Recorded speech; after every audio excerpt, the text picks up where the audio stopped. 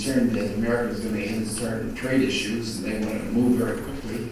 And China, at that time, just after they had their border disputes with the Soviet Union in '69, they were looking for any kind of opportunities to move to the outside world, get better relationships, to have some kind of a buffer with world relations against the Soviet Union, since they were so worried about Soviet invasion. So they were ready to form a relationship with the United States, Canada, Europe, Western Europe, and also with Japan. So very quickly, they normalized the relationship, but they didn't resolve the issues. They didn't have the time to work over the historical issues, to work out arrangements. And so a lot of things got unresolved. When Deng Xiaoping came to power in 1978, he realized that progress in the economy would depend on opening up. And the two countries he realized could be most useful to development were Japan and the United States. So he made a historic visit to Japan in November 1978. It was an extraordinarily successful tour. And it was just after that tour that we got the Okamoto-san's figures. Over 78% of Japanese had a positive attitude.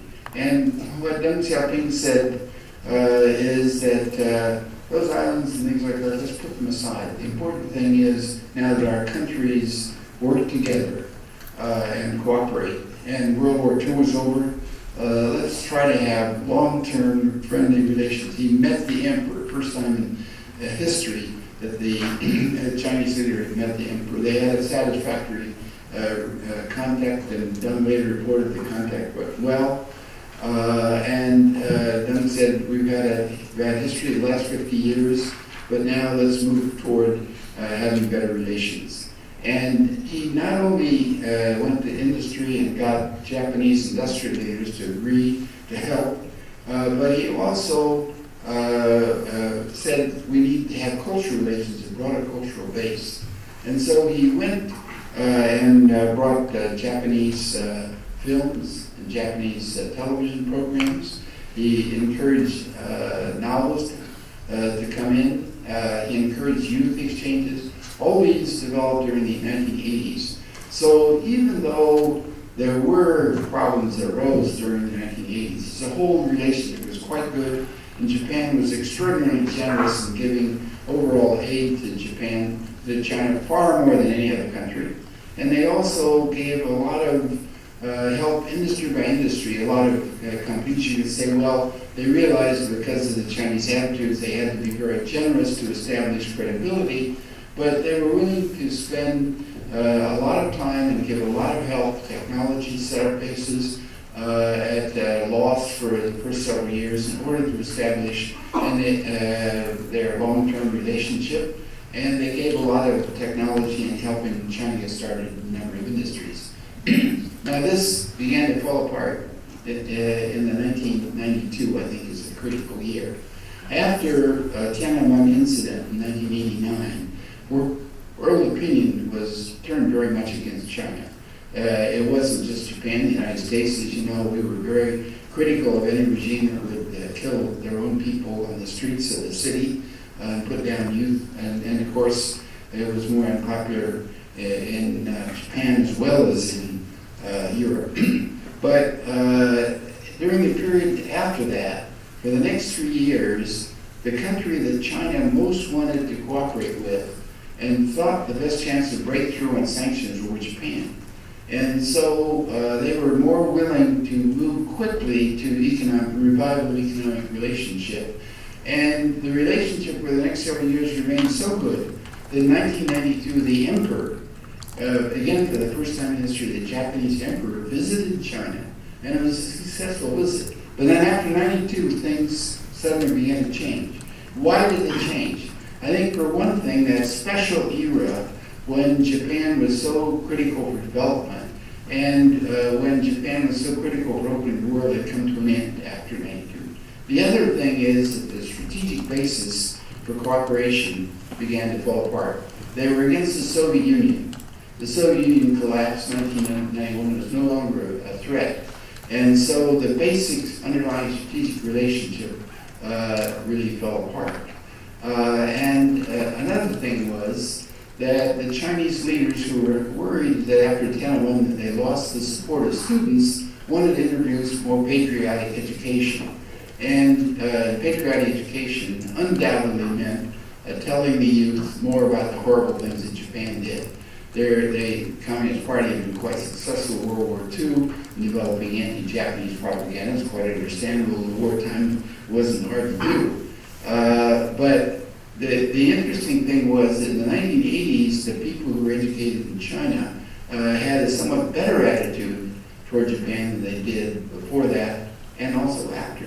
It was in the 1990s, this new campaign, and then we began to have World War II movies over and over and over again, and all the Japanese horrible museums, textbooks, the way it was handled in the news was a way of building up anti-Japanese feelings.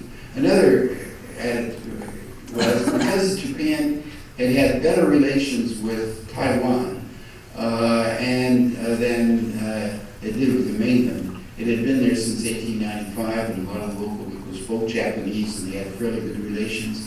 And Li Denghui, the leader of Taiwan, had better Japanese than he did Chinese, as Doug Powell knows very well. So the Chinese were very worried that as the independence movement got going in Taiwan, the Japanese would be very helpful. So things really went out of control in the mid-1990s I think for all those different reasons.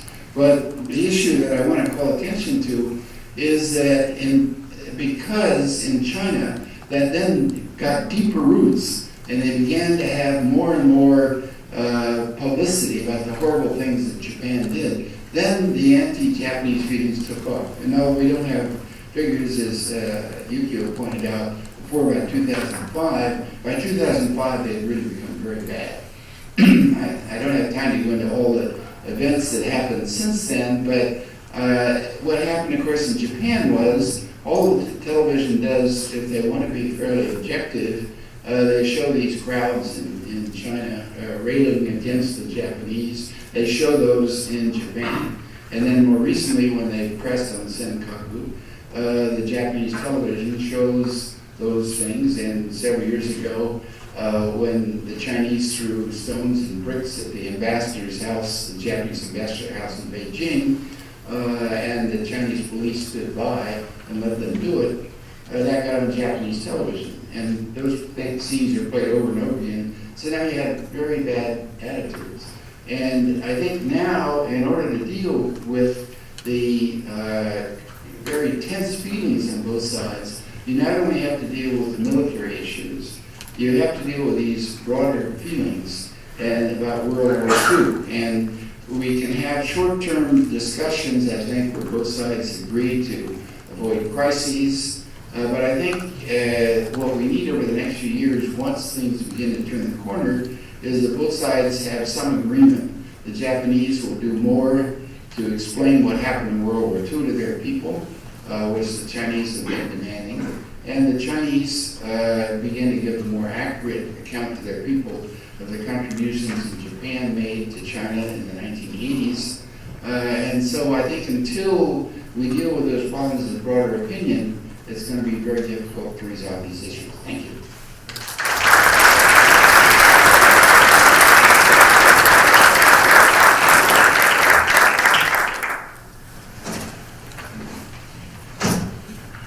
So I can say without a doubt that I'm the youngest member of the panel. It also means that I'm the most inexperienced. And Dick has asked me to do the impossible, just to provide a just-in-time summary of what you've heard, or what you thought you heard. So let me try to draw out 2 or 3 themes. I'm going to do this very quickly because I want to leave enough time for questions from all of you taking the time to come tonight. Draw some themes from what our panelists have discussed. And the first thing revolves around Chinese intentions, and from that, sort of Chinese capabilities. Doug Paul opened with sort of 6 scenarios that sort of have baked within them different Chinese goals in the region and different military capabilities that China might develop in service of some of those goals. General Tanaka, I think, painted probably the worst case scenario of China that had quite expansionist hegemonic goals and from a military perspective sought to achieve a truly dominating position, not just vis-a-vis Japan, but really to ensure mutual assured destruction with the United States. So there's quite sort of a range here, and that's good. That's something that we can talk more about. But how you sort of diagnose the problem, if you will, is pretty darn important. If you think China's goal is along the worst case that General Tanaka outlines, that would imply a set of reactions. If you think it's more varied, as Doug implied, that would imply a different set of responses. Sort of baked within this is the point that Yukio Okamoto made about the value of the Senkaku Islands.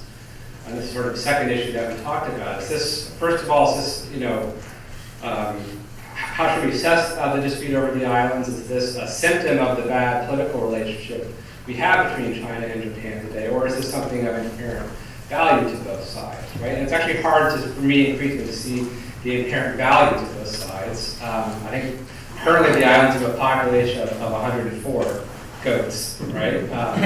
Nobody lives there anymore. I didn't know there were as many people earlier, but they're unpopulated. One of them served as a bombing range for the U.S. military. Perhaps the U.S. military didn't do a good enough job of bombing that island underneath the high tide line, and therefore you had one less dispute to worry about. That's a joke. Just to be clear.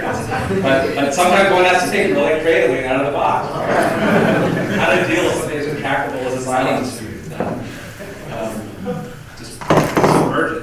But more seriously, so is it really important, or is it really a symbol of something else and something more deeply rooted, which I think is which gets to what Heather was talking about. You had a relationship that was sustained by shared strategic interests and economic interests for several decades, and that foundation has fallen apart, and that has allowed other issues to become more prominent, including what look to me as otherwise somewhat insignificant islands. One further point on the islands, Yukio also mentioned that they are increasingly part of China's naval strategy. I think he called them a gateway to the Pacific. And that's something worth exploring in more detail. The islands actually still lie inside the sort of the interior of the first island chain, so it's not clear what you would really gain if you were able to turn them into some kind of a military or naval outpost. But more importantly, it's not clear you could actually turn them into an outpost at all. They would sort of be unsinkable targets, as we know from the U.S. experience of treating them as a bombing range. So really, is there a way, I guess, going forward to think about how to try to decrease the value of the islands? Even if they're a symptom of a much broader and deeper problem between the two sides, I think decreasing the value of the islands can help us lower the temperature a bit. A third theme running through the discussions were sort of were responses. What should Japan do? What should the United States do? Doug and his remark outlined sort of three responses. It's perhaps worth discussing in more detail what Japan's future response is to be. As General Tanaka mentioned, geography is important here. Japan is right next to China. The U.S. is farther away. And is Japan doing or planning on doing all the things it needs to do to make itself feel more secure? So, for example, Japanese defense spending until very recently has been pretty flat, which would seem to be inconsistent with this notion of a growing Chinese threat. You might expect to see greater spending on defense. There have been some marginal changes in the last 2 years, but again, not necessarily significant changes. So what are the range of possibilities on the Japanese side in the conventional realm that would mirror the range of possibilities on the U.S. side that Doug talked about? There are lots of possibilities here. And then that feeds into the broader question of how the alliance ought to operate and ought to function, which I think we perhaps didn't spend as much time talking about in the presentations and would be good to do in the question and answer period. So I'm going to leave it there. We've got about, I guess, just under half an hour left. I know lots of you will have lots of questions for our panelists. Thanks very much.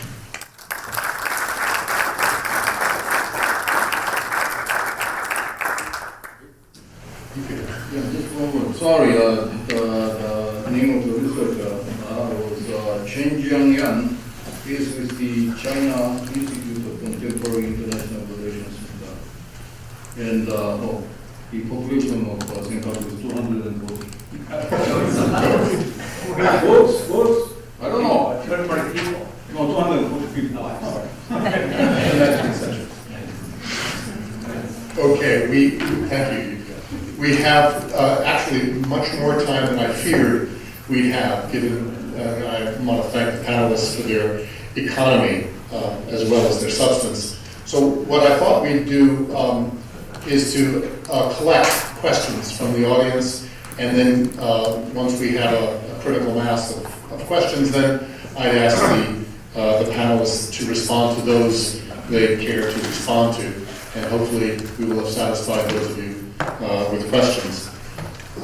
So please raise your hand and identify yourselves, and we'd be happy. I'll be happy to recognize you. We don't have microphones. Okay, sir, standing in the back, and then we'll work our way forward. Martin Feldman. I'm a graduate student at course 2.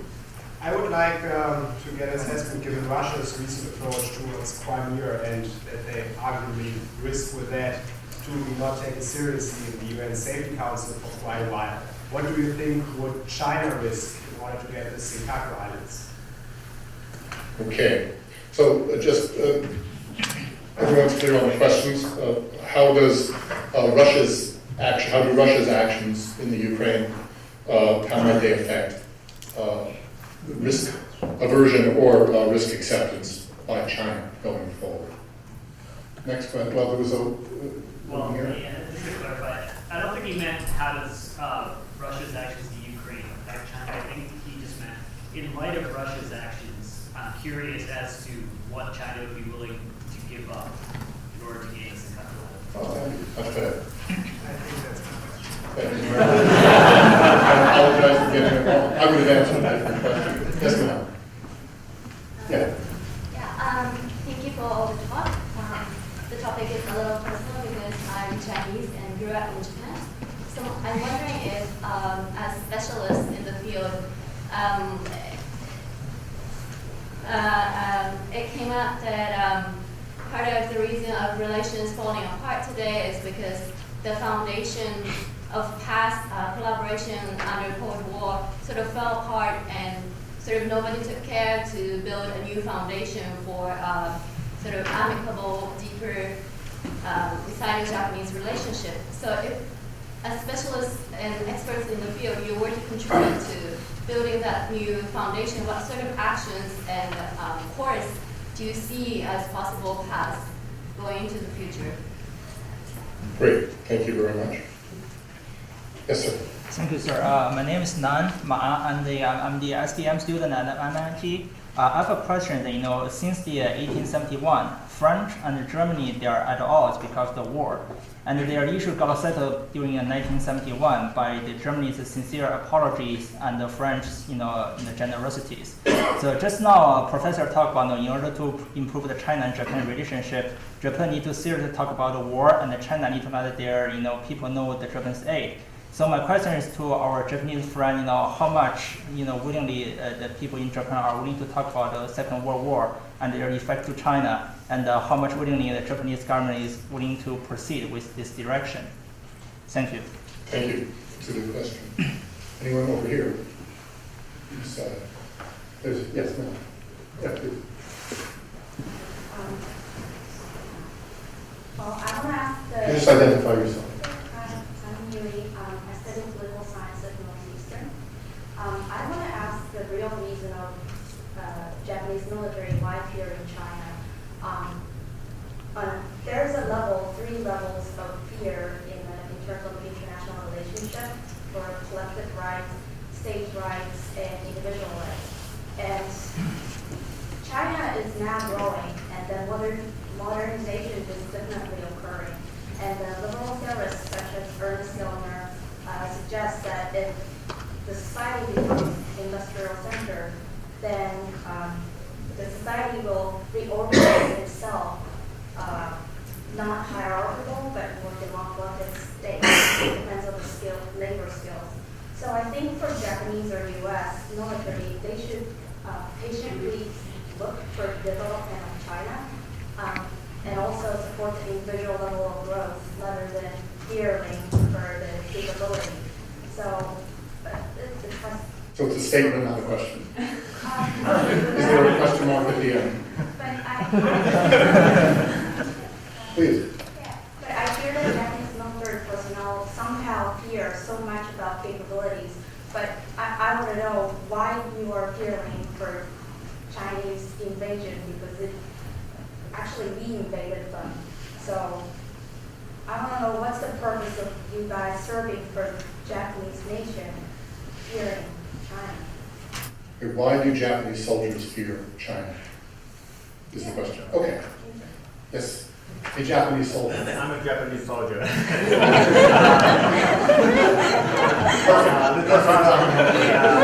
Self-defense force Okamoto. I hope so.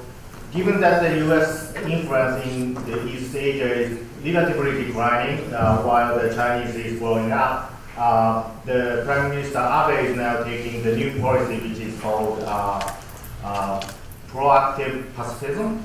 So under that policy, what do you think that, what kind of concrete action or approach that the U.S. Japanese self-defense force can take to contribute for the regional security? That's my question. Okay. What I'll do is maybe stop here. We'll ask the panelists to pick and choose among the questions, and I think we'll have time to do another round should there be subsequent questions. But I think that this is more than enough for the panel to choose on. So why don't we start with Doug and then work our way toward Karen.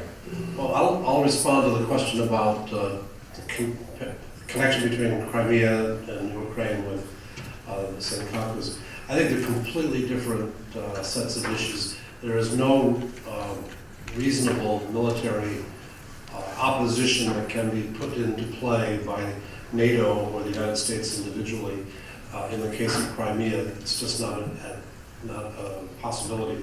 However, China would have to contemplate a very real, first, Japanese robust naval capability and air capability, and secondly, the backup of the United States alliance with Japan. So I think it's very different. Now, what's been interesting to me about Ukraine and Crimea has been the Chinese response to the events there and the ambivalence they feel, because on the one hand, they like the idea of taking back territories they think are theirs. Taiwan comes to mind. On the other hand, they hate the idea of referendums, which if you had a referendum in Taiwan, it would not vote to rejoin China. It would go in a different direction. And so they find themselves in a very ambivalent position. But it's not a bad position for China, because this competition between the U.S. and Russia over the Central European nations is giving China more maneuvering room. It may be down to China's net benefit.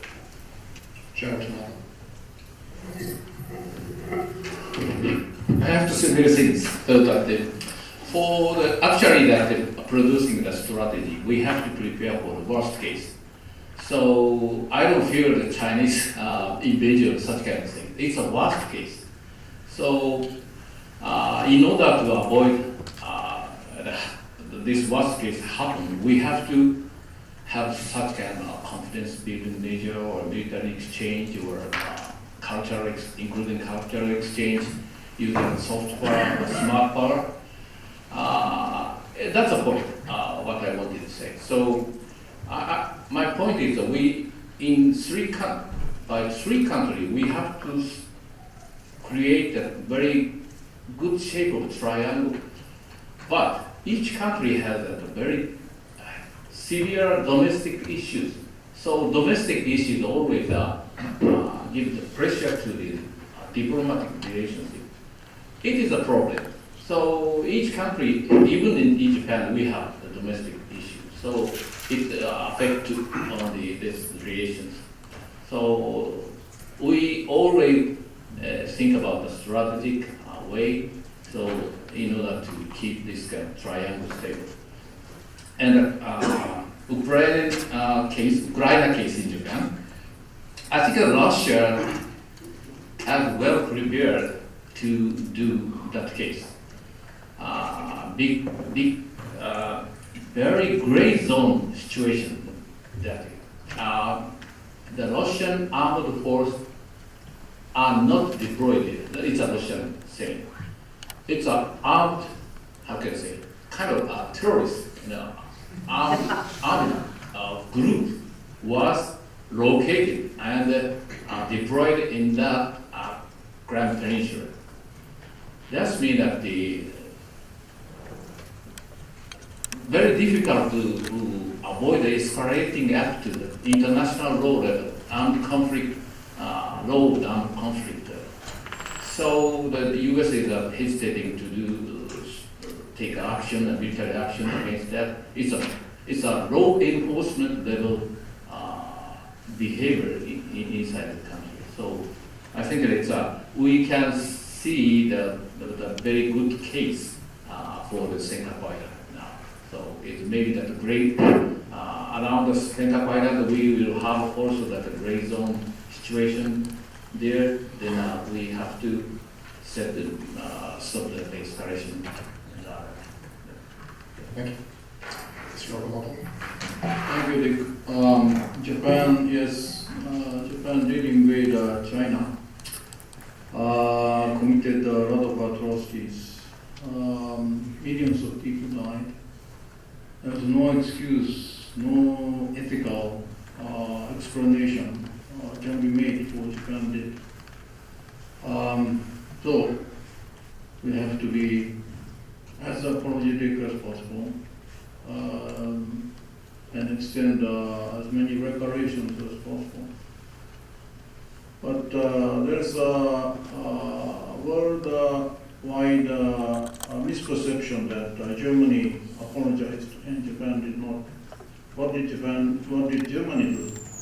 Yes, in 1971, Chancellor Brandt knelt before the Jews Memorial in Warsaw, but they never accepted state responsibility for having conducted the war. Germany never paid state reparation. Japan accepted state responsibility, issued the first statement was in 1972 of apology, Murayama statement in 1996, and more than 20 times verbal apology. And the reparation we paid to Asian victims sometimes reached 20% of our national budget to Burma, to Vietnam, to Indonesia, to Philippines. To China, Chiang Kai-shek relinquished its right of reparation. So instead, as Ezra said, we paid a huge amount of economic aid that aided Chinese economic reconstruction in 1980s. But somehow our apologies have never been accepted by China or by Korea. And so there is a vicious circle of Japanese youngsters, especially, how many times do we have to apologize? And what can we do to pacify the feelings of Chinese and Koreans? And sometimes these unfortunate incidents, like Mr. Abe's visit to Yasukuni, simply aggravates the feeling more. What should we do? Well, the Japanese Prime Minister should stop from going to Yasukuni until only 14 Class A criminals will be deshrined, separated from the 2.4 million souls in Yasukuni.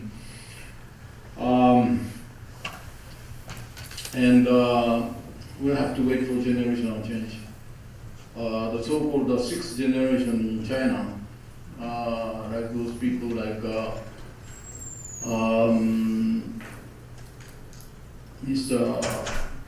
Sun Chong-tsai or Hu Shunhua, those people who were educated in 1980s, when there was a relatively neutral education, And those people who grew up under the honeymoon days between Mr. Huyaban and Mr. Nagasone, these people have more neutral views of Japan. And they will come to lead the country in their 20th Party Congress of 2022. And then it will start to change. But it took, in 1980s, as I showed you in my slide, Chinese view towards Japan was still favorable. And as Ezra said, when the emperor visited China, they had positive views. So it took 20 years to deteriorate this much. It will be needing another 20 years for improvement. I would like to answer the question of what should we do, and will the Japanese be willing to talk about history? And what we should do, I quite agree with what Yukio said, except that I don't think we have to wait for the next generation. I think there are some things we can do sooner. And I think there are four steps to me that have to be taken. One, avoid provocation, as Yukio said. Don't visit Yasuni. The Chinese should avoid doing things like setting up new area zones and pushing in new ships and sending out more ships to do the Senkakus in a very aggressive way. So that's one. Number two, I think we have to find some formula to save face. Every leader has to show that he is strong. Now the opinions are so mobilized. So the question, the Japanese say, we cannot give in on the ownership of the island, and the Chinese say, you must put the thing on the shelf. And I think clever people like Yukio Komodo and the Chinese counterpart can find some formula to save face on both sides, so that they could, both sides could say, well, the other side did X, so we can now do it. Otherwise, if we just say we gave in, that would lose their popularity at home and would make it unsuccessful. Number three, I think they have to build relationships, as Hansan said. They have to slowly build up more exchanges as they began to do in the 1980s. And that's happening already. I think, and many Chinese visitors go to China and they have very good feelings. I'm surprised when I visit universities, the relationship in Japan between Chinese and Japanese students is quite good. Number four, I think although the Japanese have talked much more about history than Chinese realized, that some overall statements that got good publicity in Japan and educated the youth more completely about World War II. If such brief statements were published in Japan, translated into other languages, and showed to the Koreans and Chinese that they made progress, I think that could help. I think that the weight of opinion in Japan is really that, as Yukio said, the Japanese did unexcusable bad things in World War II, and that they regret it. I think that's the Japanese opinion, but they have to make that clear to other countries, and one way to do it is have a fuller statement at home. Thanks. Let me comment on the first question about what China might be willing to give up to get the Senkakus back. My own view on this is not very much. I think they're playing a very long-term game. And if we think about this in the short to medium term, their principal response to what they viewed as a violation of their sovereignty claim with the purchase of the 3 islands back in September 2012 was to send unarmed Coast Guard-like vessels and now Coast Guard vessels into the territorial waters around the island on a periodic basis. And that was, I think, a decision that was undertaken deliberately to avoid the escalation using military forces, which indicates, for the reason that Doug mentioned earlier, that China will not, at this moment, like to pay much of a price to get them back. And instead, it's just trying to demonstrate quite forcefully with the continuation of these patrols that it has a claim that wants Japan to acknowledge that it has such a claim. Great. We have about 5 minutes. Let me take just 2 questions and then give the panel a shot at it. We'll start up here and then we'll take 3 questions. 1, 2, and 3. Yes, sir. Cole Harrison with Mass Peace Action. Should the U.S. continue its military alliance with Japan, given the current tensions, or should it move toward a more neutral posture and why? Okay, yes, sir. My name is Robert. I'm a post-15 master's student. As many of the panelists already mentioned, Japanese politicians' visit to the Yasukuni is extremely detrimental, not only just to the Sino-Japanese relationship, but also to Japanese relationship with lots of other Asian countries. So what do you guys believe that pushed those politicians to actually visit Yasukuni? What's the underlying reason that they keep doing this? And last question. This is Marty from Hotel Corporation. This is regarding the Chinese economic situation, which is connected to their military enforcement. Just yesterday, during the General Assembly taking place in Beijing, the Prime Minister Li mentioned two things. One is that they will monitor the default of shadow banking, but they don't have any intention to rescue. That means China may have some economic disruption. And also, the second point he mentioned was they are going to enhance and may use force in order to protect their border and navy. And that it is directly related to Japan and also the United States, because China is not just some source of conflict, but also a very important economic partner to Japan and US. And I'd like to find out what kind of change or what kind of things may happen if the shadow banking default. Okay. So three questions, and again, we'll start with the first was, should the United States continue its alliance with Japan, and why? Second, what is it about Yasukuni visits? Why do politicians insist on returning there? And third, what are the implications? How do you understand the future going forward of the Chinese economy, and what happens in the context of a full-fledged banking crisis there for the kinds of questions that we've been concerned about? Starr? I'll take the first question, which is about the alliance. Past his prologue, you have to look at what the alliance has done in the post-World War II period. The alliance, with a hub-and-spoke arrangement of other alliances in the Western Pacific, has permitted wave after wave of developing countries to concentrate on their internal development, raising their domestic living standards, educational standards, and the like, without having to make excessive investments into defense because of the long-standing complications of relations among the parties in the region. It's not a part of the world that gets along naturally with itself. And left to its own devices, the costs of developing military capabilities to provide the insurance against the traditional rivalries would be really high. The U.S., by its very big investment in these alliances, has provided the security, public good for the region to prosper and to focus on more domestic development.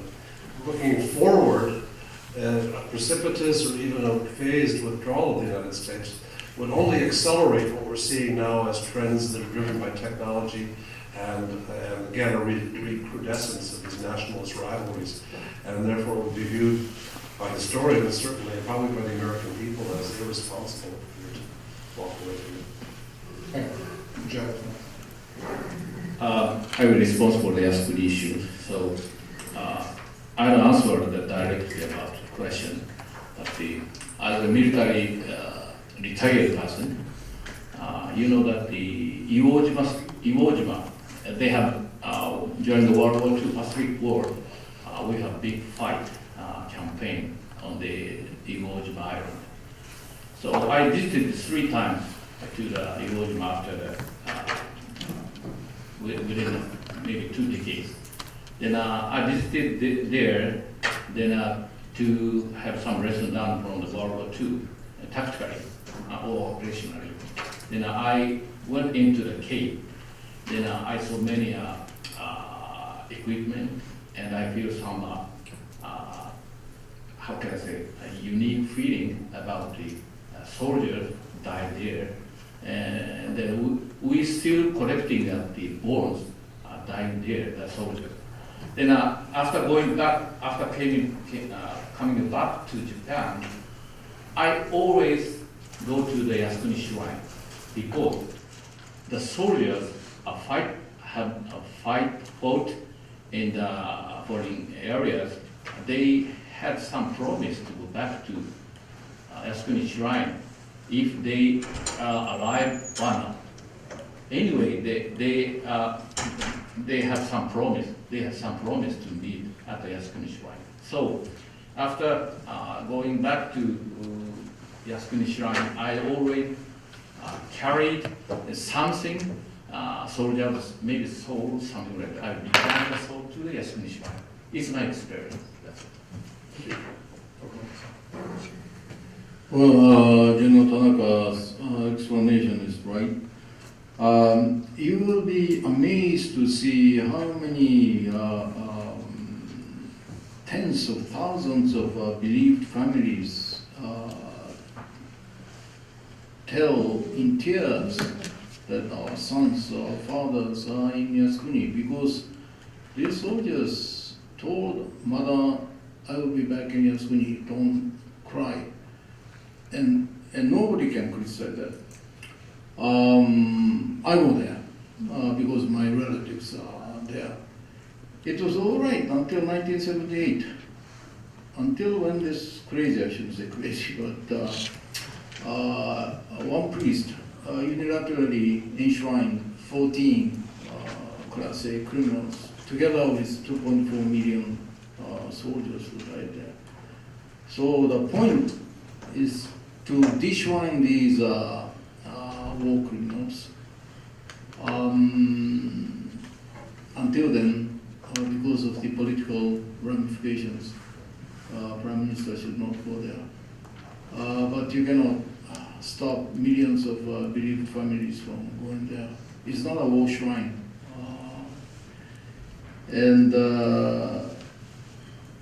Japanese have shown common sense that after Mr. Abe's visit to Yasukuni, all the papers conducted public opinion polls, and more people opposed to Mr. Abe going there just for the political implications.